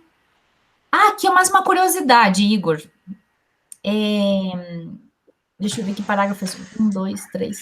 O quarto parágrafo da tua introdução, você está falando lá de um contexto, né, de pequenos proprietários na região do Ceará, né? Você até enfatizou isso na tua apresentação, né? Que eles estão num contexto, num outro contexto ecológico, né? Um pouco distinto daqui. E aí que a percepção deles tendem a variar de acordo com a realidade em que o produtor está inserido. Você chamou a atenção a esse texto no teu trabalho. E aí eu fiquei bastante na dúvida, e você teria a manifestação dos agricultores, ou, né, de trabalhos que chamem a atenção da manifestação de agricultores em outros ecossistemas? Como, por exemplo, mais aqui para a região sul, ou algo assim, você acha que se reproduziria o mesmo contexto? Bem, primeiro, eu não encontrei muitos trabalhos sobre o que os agricultores opinam sobre esse assunto. Eu acho que talvez tenha falta, eu pesquisei mal, não sei. Mas eu diria que, levando em consideração as diferentes realidades, talvez eles... O que eu encontrei mais foi o pessoal falando que é mais a questão da legislação, que, se não me engano, em São Paulo, os produtores se preocupam mais com a questão da legislação mesmo. Mas aqui, na nossa região sul do Brasil, eu não encontrei nada sobre esse tipo de levantamento. Mas talvez eu acho que, claro, nós temos um problema de escassez de água no momento, mas não é um problema que normalmente ocorre com tanta frequência. Assim, quer dizer, até ocorre de tempos em tempos, mas talvez não seja algo que modifique a opinião dos agricultores da nossa região. Então, eu acho que talvez a legislação para eles também fosse algo mais relevante. Claro, isso pensando em pessoas que, assim, não tem tanto contato com a questão de conservação, né? Porque acredito que quando se tem contato mais com essa questão de conservação, você adquire uma mentalidade diferente também. Ô, Igor, só entre nós, tá? Vamos fazer de outra que não tá gravando, viu? Quando eu tava no mestrado lá atrás, sabe? Eu conheci uma figura, um tal de Alexandre Siminski, que estava fazendo um levantamento com agricultores, e a pegada dele também era ter a percepção dos agricultores com relação a seus remanescentes florestais e tudo mais. Eu não sei não se esse mesmo autor não deve ter alguma coisa a respeito, hein? Ah, é? Olha, teu orientador vai puxar a tua orelha, eu acho que vai dar problema. Mas eu não achei. Eu ia comentar, inclusive, tem o trabalho da Gisele Alacon, que ela fez em Santa Catarina com a questão dos corredores ecológicos. E uma das coisas que ela identificou é que os agricultores sabem da exigência legal, eles têm essa ciência, né? Mas eles precisariam e gostariam de ter um incentivo. E aí o incentivo principal, assim, né, um básico incentivo é fazer cerca, né? Eles mesmos identificam isso, né? Porque tem um custo cercar essas áreas, né, e tal. E esse seria talvez um dos grandes motivadores para eles, né? Eles também demandam outras possibilidades, mas eu acho que então dá para resgatar esse trabalho ali e ter. Mas aqui, tu falando agora, eu realmente me lembrei de um trabalho que eu li ou que eu assisti a algum vídeo, alguma coisa assim, sobre aquele corredor que querem fazer no Planalto Norte. E eu acho que eu li alguma coisa sobre a percepção dos agricultores. Realmente era isso, assim, eles precisavam de incentivo porque eles tinham vontade, eles tinham de fazer isso, mas eles não tinham incentivo suficiente. E eu não quero causar intriga aí entre orientado e orientador, né? Mas Boa parte do fato de eu trabalhar com etnobotânica hoje é porque boa parte veio da inspiração do trabalho do Szyminski, além de estar olhando a floresta, sabe, se preocupar com a percepção do agricultor acerca daquela floresta, né? Então, talvez vale a pena. Ou, Igor, não quero assim também, né, criar outro tipo de tumulto, mas quem sabe, né, se você já demonstrou que gostaria de atuar nessa área, quem sabe aprofundar essas diferentes dimensões que você discutiu antes com a professora Júlia, né, do ponto de vista ecológico, e incorporar esses elementos sociais, culturais, também né, de percepção do processo de restauração junto aos agricultores, possa gerar um projeto de dissertação, não é mesmo, Igor?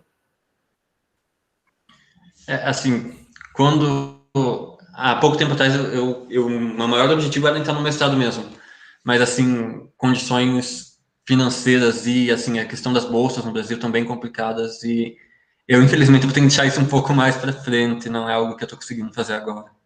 Mas é sempre bom deixar uma pulguinha atrás da orelha, né, Igor? Sim, mas o meu grande objetivo era esse. Quando ali na metade da faculdade eu queria fazer um mestrado, mas hoje, vendo as situações de forma geral, não, infelizmente. Eu até comecei isso, professor, há pouco tempo atrás, que não estou conseguindo no momento, mas assim que eu puder, o que eu quero é ingressar no mestrado, sim. Beleza. Então tá, dando sequência. Olha, gente, eu deixei um cronômetro ali. Eu sei que eu só tenho só 5 minutos, mas tudo beleza. Lá nos objetivos específicos, eu acho que a professora Júlia ela já incorporou alguns elementos. Eu deixei vários recadinhos para você, tá?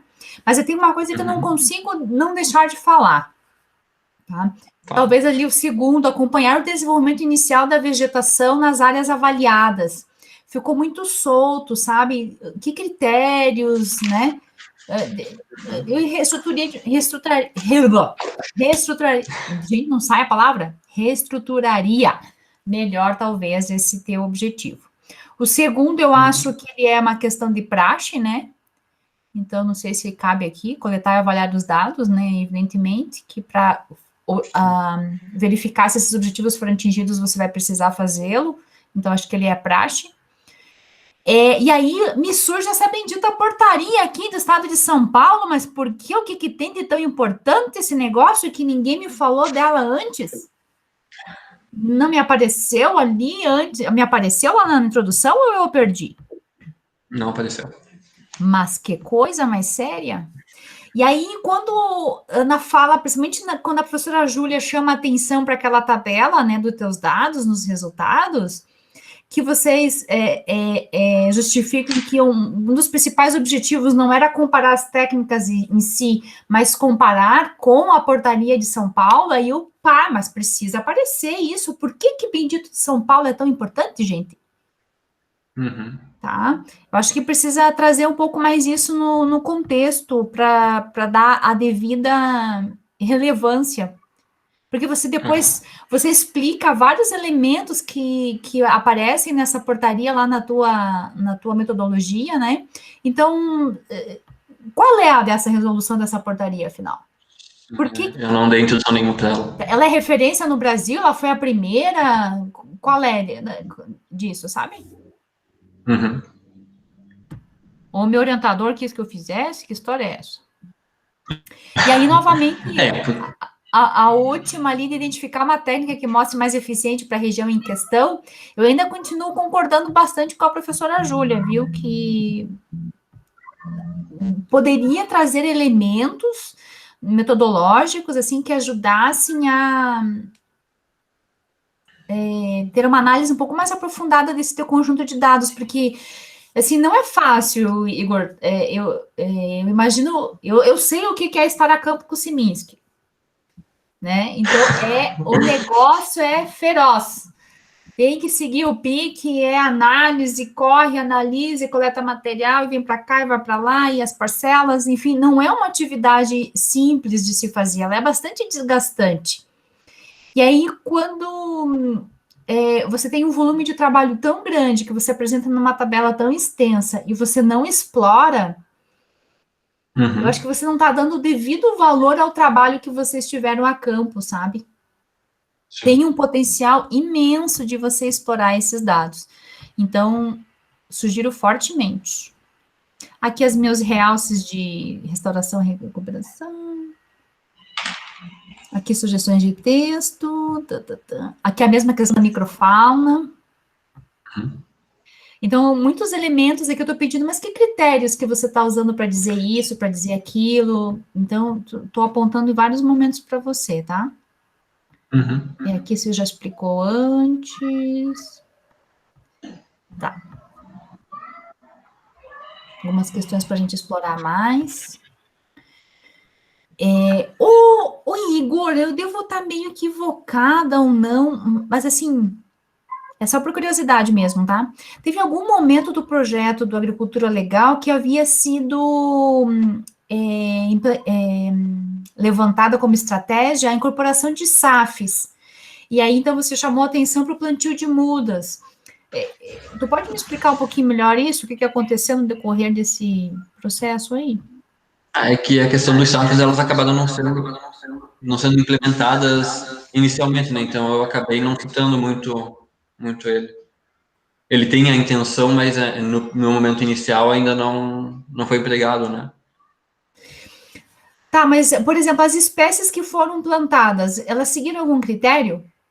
São majoritariamente frutíferas, né? Que têm um potencial de uso pelos agricultores e que são empregados em SAF.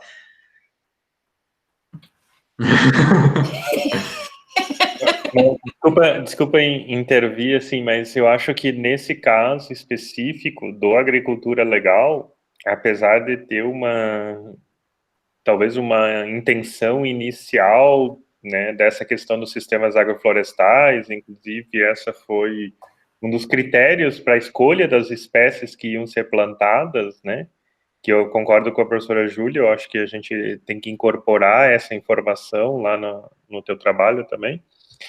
Mas eu também acho que nós devemos manter a ideia de plantio e não SAF, mas no sentido que, por mais que essa fosse talvez a proposta inicial, no fim o que se desenhou acabou sendo um plantio, né? Porque essas áreas não estão sendo conduzidas, planejadas ou desenvolvidas como sistemas agroflorestais, né? Por mais que talvez elas tenham potencial para isso pela ideia da escolha das espécies, né? Mas eu talvez manteria, né, dessa forma na ideia dos plantios. Afinal, de certa forma, o SAF é um plantio, né? Mas como justamente a gente não tem essa construção dos outros elementos que compõem um sistema agroflorestal, então acho que manteria dessa forma, não sei. Tá bem, mas vale a provocação, né, para a gente pensar nisso. Afinal de contas, o objetivo inicial nasceu pensando em SAF, só para a gente não esquecer. E uma última provocação, então, que o meu tempo já está estourando, não tenho, né, tô aqui já incomodando demais.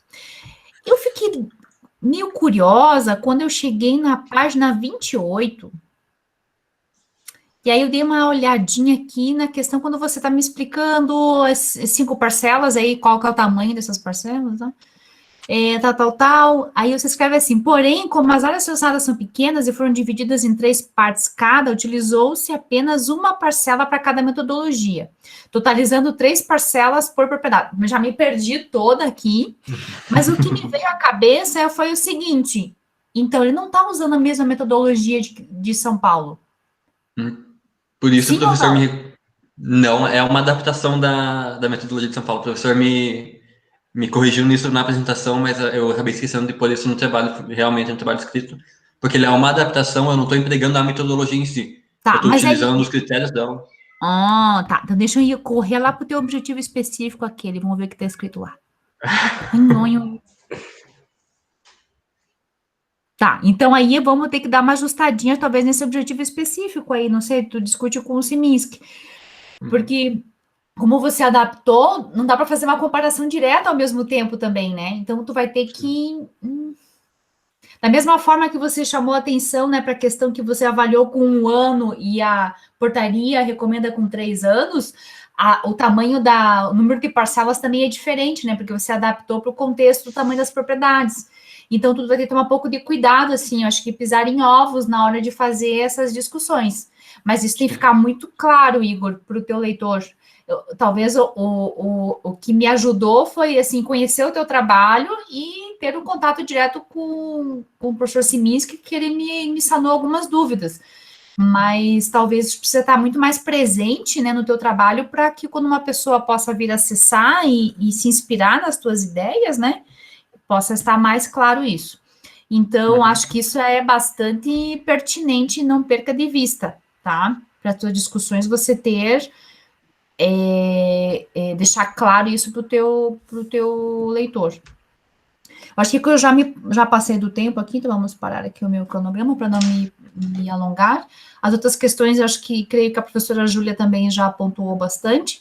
E aquilo que eu não consegui destacar, Igor, eu vou te encaminhar o arquivo com as minhas observações, tá bem? Parabéns novamente, muito obrigada.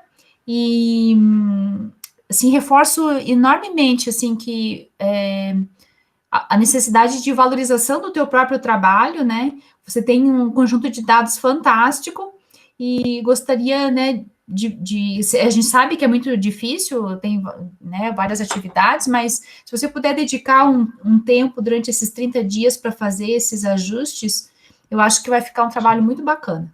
Parabéns, viu, Igor? Muito obrigada pela oportunidade. Muito obrigado. Eu que agradeço. Obrigado, professora Karine. Sem dúvida, eu acho que o Igor, como vocês comentaram, né, o Igor tem um potencial aí de dados, né, de resultados desse TCC dele, que tem bastante coisa que pode ser ainda explorada, né.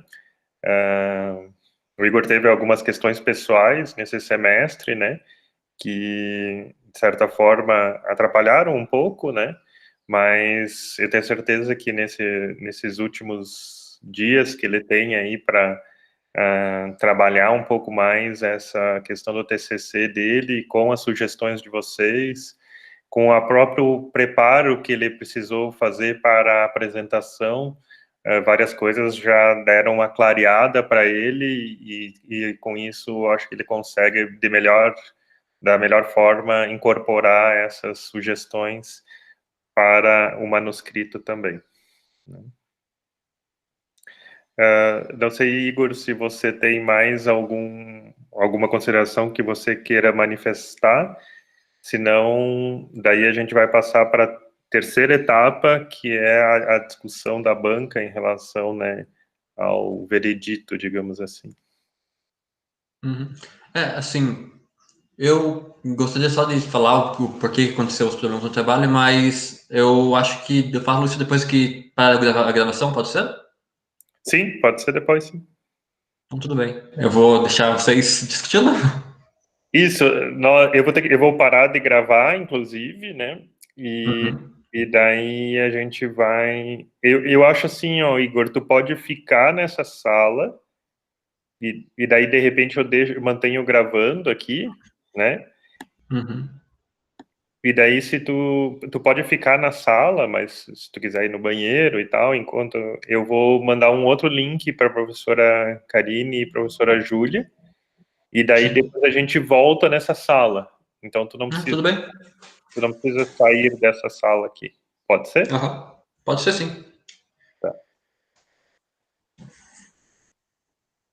Eu vou no banheiro um pouquinho, então já volto. Eu vou parar aqui